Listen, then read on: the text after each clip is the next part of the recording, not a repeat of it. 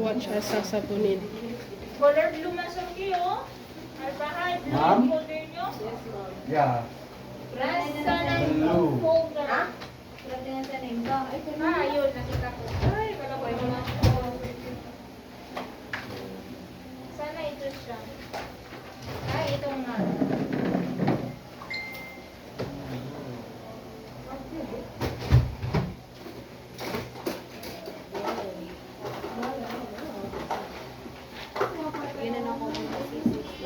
Minsan,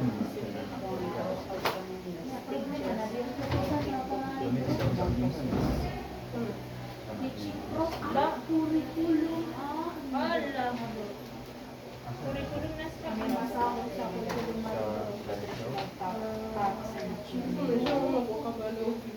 Hindi mo gusto magpano. Ano po Ah, natin sige. kopya mo nga ng mga research.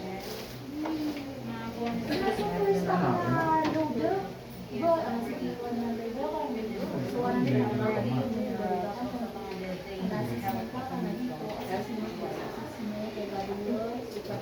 Nabalik na nasa Smith na tapos sa lesa. Nabasis niya na si Pamilian. Ay, naku. Yan ulat na niya na.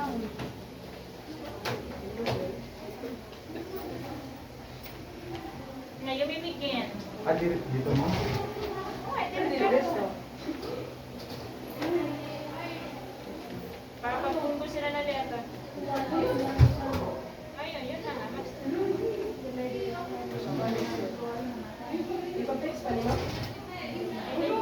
Okay lang na i-glance na yun. Yan na yung nakahanap. So,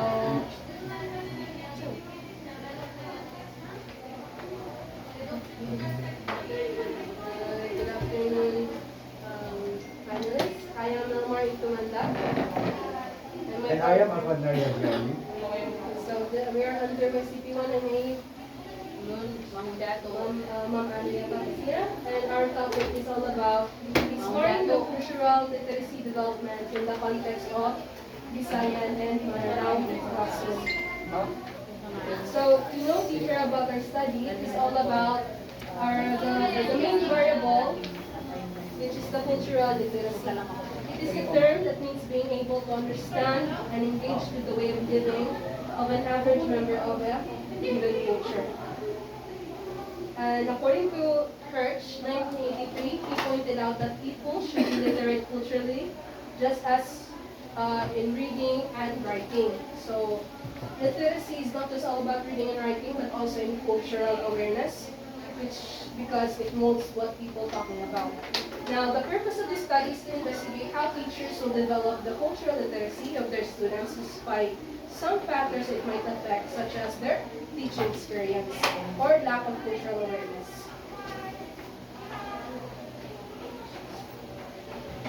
And now we have our theoretical framework. Socioculturalism, or according to Lev Vygotsky, identified a beneficial educational learning theory that unravels the perspective of how one's behavior is affected by his or her surroundings, social and cultural factors. The social interaction has its significant role in the development of cognition. This theory has shown that observations of individuals that interact with diverse backgrounds and capabilities. We have here the structuralism. So it is a general theory of cultures and methodology, which is an approach towards understanding life by looking the underlying systems, psychology, sociology, and anthropology. So, In structuralism, we are focusing on anthropology, which is all about the focal point of this study of people, and it pertains to cultures like God devised us. So, moving on to the conceptual framework. So the main interest of this paper is to know the role of Filipino teachers in developing cultural literacy for Filipino students. So we also get we're going to get their social demographic profiles, enable to understand how would they deliver or develop the cultural literacy. So let's move on to the related literature. So, first literature is the cultural literacy, what Americans need to know. This book is by Eric Donald Hirsch. It is often cited as the source or the chief source of the cultural literacy. So, a child that is being literate in culture helps them to combat social determinism, according to Hirsch. And it will help them to get out of that social norms that mainly stated by their or followed by their parents. Next literature is the language, ethnicity, and change by Patterson in 1980. So he highlighted or he uses the American black culture as an example of this literature. So obviously, black people are um, being oppressed by white people. So he touched the cultural literacy in this book, and he also pointed out that some people are trying to lift up the culture of the black people, but they are not. They are not. It is what we call this. It is useless because they are not recognizing what are the problems due to lack of cultural literacy. Another literature is the New Dictionary of Cultural Literacy. It is still the new book of Eric Donald Hirsch. Now, the new information that we got here is that he added that cultural literacy is meant to be shared by every individual as it is the foundation of public discourse. So he added that it gives us the ability to understand our peers, our leaders, and even sharing our jokes or the concept of communication. So, next is. So moving on to related studies.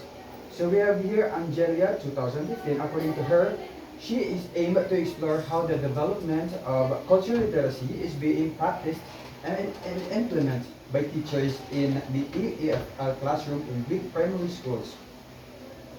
So, in this study of Evangelia, wanted to know the applied cultural literacy, specifically in this EFL classroom where they use English language. And also wanted to know the cross-cultural topics na ginagamit nila, also the teacher attitudes and perception about cultural literacy. Moving on to Manurong 2017. So, moving on to Manur 2017, she studied the students at University of Muhammadiyah Sumatera Utara in Indonesia, specifically the English department. So, same with Evangelia, she's a Russian. This Manurong is an Indonesian researcher, also a lecturer in English department. He also wanted to study the development of students' cultural literacy. Next. We have here Main F. Cook B. and Ledesma P.P. in 2019. He or she argued that cultural literacy must be conceptualized through dialogic practice. So he believes that they believe that communication is empowering the intercultural dialogue, and it will also make culture and other heritage become more diverse when they interact and also fluent. Next is? And we have here Ball and Meat 2019. So according to them, an action research that aims to pertain the literacy skills to the basic language skills of middle school students. So this study of Ball and Met 2019 focuses on the literacy skills and also the basic language skills, which is the mother tongue. And they also highlighted that cultural literacy is being developed and the ending point. Mostly there are three stages that has been mentioned in the study. First, before cultural literacy, dadaan pa dito sa cultural awareness. Second is cultural diversity, which the process includes inclusivity, then followed by the cultural literacy. Next is Morsley L 2021. So in this study, this is a unique study because we compare two books. So first and second generation of Algerian English foreign language. So we wanted to know if they are applying cultural content in these two kinds of book, and as the result, there are differences in the first generation of Algerian English, it focused on like British something, British culture, and the second generation focused on the Muslim or Algerian culture. Next, the research design. So we are going to use next mixed method, combining the qualitative and quantitative data in research study. So the local of the study, local, is first Pagadian City, specifically Napolan Elementary School. This is my school before and during elementary, and it is dominated by Visayan culture. And the other study will be conducted on the other place or the school is MSU Integrated Laboratory School, ILS, which we also know that it's Maranao dominated culture. So the respondents are not students but teachers. So it could be either elementary or high school teachers from the Poland and ILS.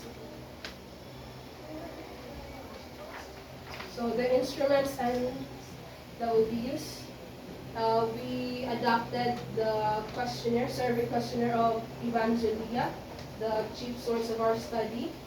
We also we are going to use 5-point Likert scale from strong agree, neutral, strongly disagree, and disagree. So there are 4 divisions of the survey questionnaire. So first is the respondents about their social demographic. It could be their teaching experience, if they are elementary or high school teacher, and so on and so forth. Next is the application of cultural literacy. How are they going to apply? And then followed by the teachers' attitudes and practices. So the questionnaire are provided at the back of the provided card. So we are going to end this presentation with a quote. With cultural literacy, we can able to understand each other. That will be all. Thank you very much.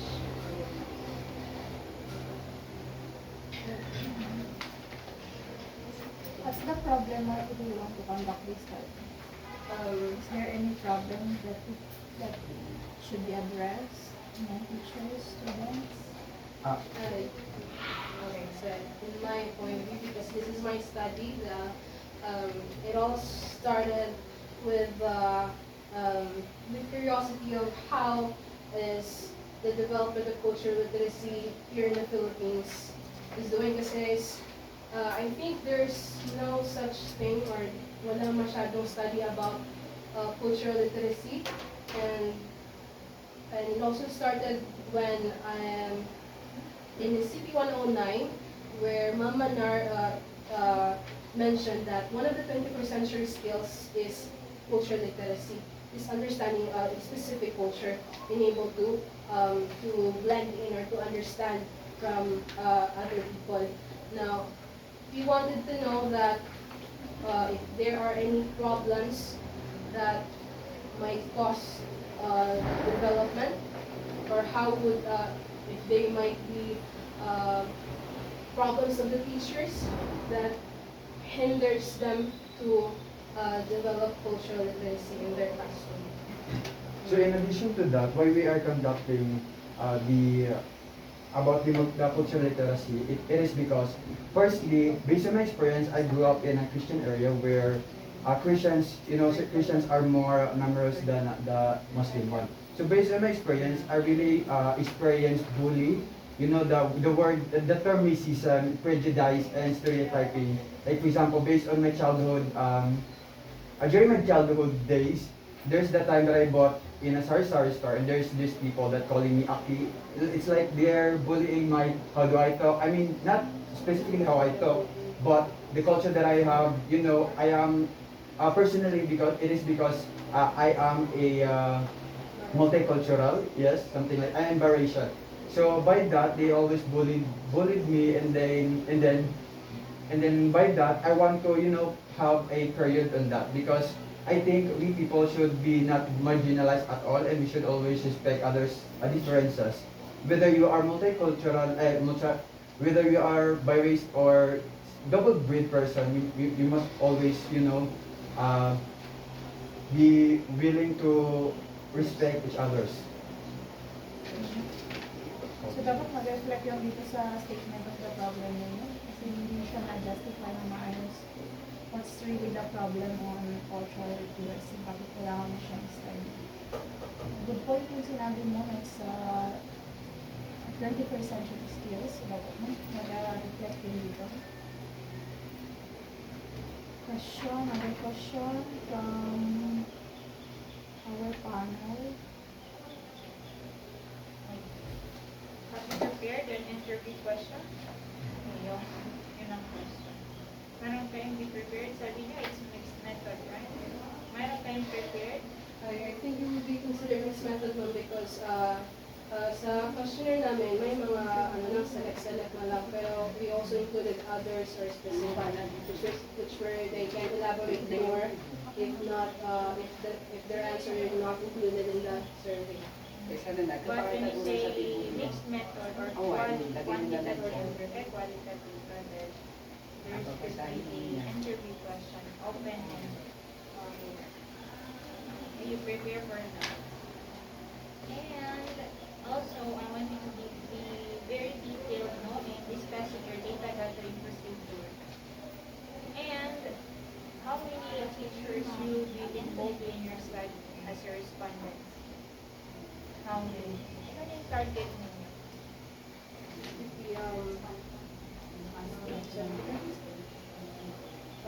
be The whole population, the whole population of the specific school. But include that or not. Did not include the numerical number. And also, if you have the reliability test result or validity test result of the questionnaire, much better you also add that in the instruments of study. And the question ko sa what will be the output of your study? Now that we know, for example, we are able to gather na tayo ng answer, what we will do with the answer? Yeah. Now that you explore, okay, what we will do with that? Okay, firstly, I just want to add also the question of Ma'am Aliyah. Parang ngayon pa lang po kasi siya nag-pop up. So I think we conducted also as well this study because we want to be a cultural literate, which knowing the individuals or individuals' culture and their belief. We can be socially literate as well. We can be having the skills in communication and knowing every individual's backgrounds, and I think it's a good benefit or an advantage knowing the other cultures for us to What will be. be your very, very final output? And my answer, okay. My output, I think my output would be if we all of us we all have our voice and we need to be vocal. So I think firstly I wanna conduct a seminar and yes seminar because I think first the essence of being heard is very important to other people because we cannot just justify things or an exact and implementations and they will not be believed if there is no they cannot just heard firstly. So if you have the vocal you need to take action for it, so we're gonna show them what really the effective or the possible affections. So who will be the participants of your I think I would rather choose or start with the young ones because if the young ones will be taught. All mixed ba or I think these separate people, I muna? don't want to be separated or separate. I don't want to separate distances. Pwede mo ba yung mga estudyante or mga tao dun sa pagalian dito? Because you choose... I think as a vocal person or as Paano yan? an Webinar? advocate, I think kami po yung magsusulong po ma'am kasi as an advocate, parang based on my experience as a youth leader, kami po kasi yung we really are trying to visit their schools or their organizations and then speak up to them and hindi po sila pupunta ma'am, kami po. Kasi I think it is our responsibility as well to take Pagpupunta actions. sa pagalian na, meron silang what's this? Yung separate na. Isa lang sila na category. Oh. Na nuggets ko. Paano nyo sila i-mix? At saka yung dito. Anong solution niyo? Sabi mo kailangan na hindi separated. Mix yung bibigyan mo ng seminar. So ano yung solution? So I think, di ba, as we all know that Pagadian is dominated by Christian people or Christian students. So I think I would rather choose to first have the, what do you call this one? The awareness How of will you how this gather other the side. Visayan and the Maranao in your seminar? How would I differ? How will No, you gather. Paano po sa seminar? Kung di ba magsi-seminar Oo. ko, participants mo na kailangan lahat sila gusto mo i-mix. So paano mo sila gagather? For example, kung gumawa sa Pagadian, nabisayan lang mo, ano yan? Parang ako. Pero pag dito, Maranao. Siguro ma'am, I will adjust to their specific culture kasi yun po ma'am, kasi Mag-webe na. bebe na Go na. Ay, nako. Sinabi ko na kanina. Dito. Kasi ma'am, there are a lot of locations din kasi po na walang signal. So action plan. It should be reflected in your SOP as well. So huwag ka nang mag-null hypothesis. Kasi wala ka namang sinabing significant relation. Is there any significant relation? So tanggalin nyo na yan. Null hypothesis. Sino ulit ang respondents nila? Students? Teachers. Okay. Elementary lang. From na high school. Hindi. Merong psycho-questionnaire na non-field daw. Saan? One. Elementary and ay na, kung hanggang grade 12 na, Delete niyo yung grade level. Hanggang 6. Hanggang 6 lang. i-edit nyo lang din sa respondents of the study. I believe that is all for me. Ikaw madali yung mga question. And the grades are, where are the grades? Ilan ang interview na? Lahat daw sila madam na population ng school. Grab. Okay, so why do you choose Napoleon as your business one of your location? Exam ako. Since you mentioned earlier na you choose Highlands kasi mayroon sabi mo diverse students. So what about yung school ni Sir Flo? Sa Flores. They're also diverse. Ano din sila? Probably because they are very well known when it comes to, sila yung usually naririnig naman sa their call this, first usual respondent of the during research studies with students. And so, yung talaga yung base. I think, and nakakaano kasi mama, ano din kasi nila, what we call this, qualified din pati sila kasi we're just going to focus or compare one school that is dominated by Maranao culture and one school that is dominated by design culture. And sa Napola naman, kung sa Pagadian, it is, I think it will be very, sa amin, convenient sa amin kasi kilala ko yung mga teachers doon, and I think it will be easy to get information from them. And maybe in interviews, they are very, me myself, very comfortable, or yun, there will be, I'm pretty sure that they will be responsive. So, in addition to that, siguro ma'am the difference between the two, kaya din namin i-conduct. I think if mag-conduct ka siguro sa diverse local, I think yun, it is also a big help kasi nga di ba diverse sila, diverse local sila. So, kumbaga na andyan na yung dalawa na yan, so it would be better na matitest talaga natin yung dalawa if there are progress na makikita natin during the conduction of our study. So, ito naman sa isa, so dominated by Christians or kahit sabihin na natin dominated by Maranao. So I think kahit siguro hindi siya not that too diverse, we should always conduct pa rin kasi hindi natin alam, di ba, globalized na ngayon ang world. And I think there are times na this specific local or location where people are, not are marginalized. There are times na baka ito lilipat and then they will not gonna consider what others cultures.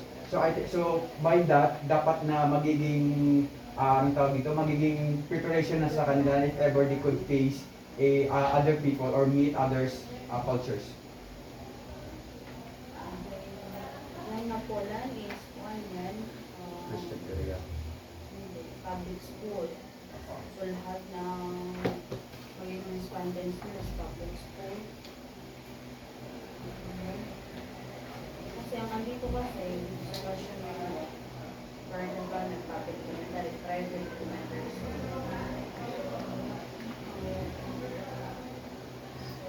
and it could also public high schools, private high schools. Dapat wala na mga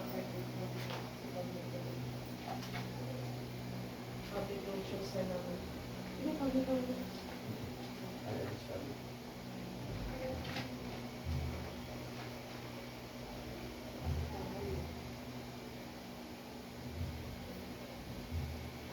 And then, ikaw, years of teaching experience, like years na kung matagal ba sila, kasi bigyan nyo kung nakailang years na sila. So, magmamatter ba yung years of teaching ng mga teachers? It could be, ma'am. Kasi they will, sa, like teaching experience, it means they're already professional or in that kind of field. The teaching experience, the more they will meet different students, the more probably they will gain cultural awareness or might have to apply cultural literacy. In addition to that, I think the experience is very a good teacher kasi alam naman natin talaga yung teachers are very, expert in the field. But being a first timer will not, we start as unknowledgeable. And I think years in teaching or, having, it really takes time to know their cultures as well.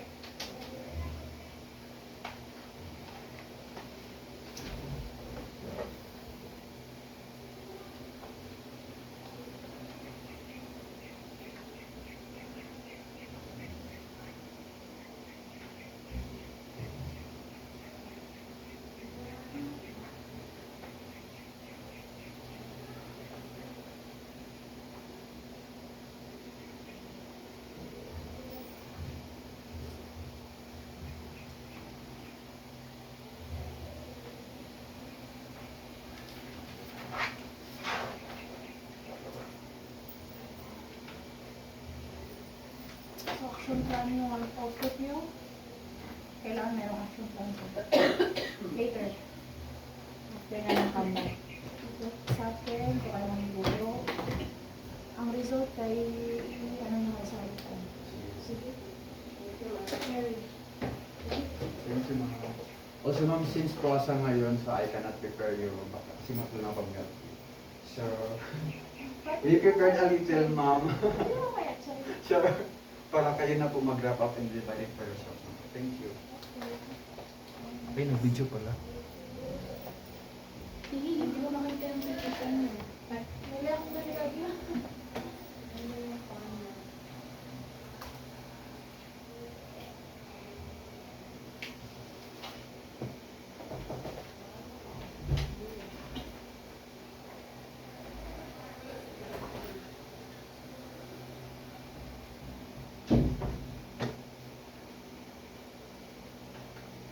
Ang mamalian nito, nakasal sa table pa.